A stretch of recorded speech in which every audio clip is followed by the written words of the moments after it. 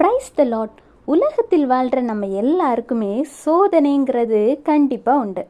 உங்களுக்கு ஒரு சோதனை வந்ததும் முதல்ல எது சோர்வாகுது யோசிச்சு பாருங்க. சரீரம் தானே. சரிவர வேலை செய்ய முடியாது. அந்த நாள் ரொம்ப டல்லாக சோர்ந்து போயிருக்கும். யார்கிட்டையும் சிரிச்சு கூட பேச மாட்டோம். ஆனால் எவ்வளவு சோர்வு இருந்தாலும் மனதை ஒருநிலைப்படுத்தி ஆண்டவருடைய சமூகத்தில் உட்கார்ந்து, ஏசப்பா நான் ரொம்ப சோர்வாக இருக்கேன், என்னை சமாதானம் பண்ணுங்க, மனதுக்கு ஒரு உற்சாகத்தை தைரியத்தை தாங்கன்னு கேட்டு பாருங்க.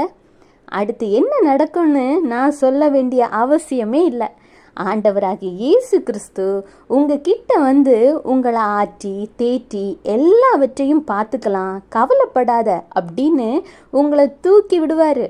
அதுக்கப்புறம் உங்களுக்கு இருந்த மனசு சோர்வு, சரீர சோர்வெல்லாம் எங்கே போச்சுன்னு உங்களுக்கே தெரியாது.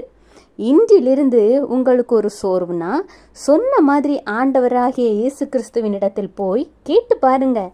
ஏன்னா கர்த்தர் சொல்கிறார், மத்தேயு 26:41, நீங்கள் சோதனைக்குட்படாதபடிக்கு விழித்திருந்து ஜெபம் பண்ணுங்கள்.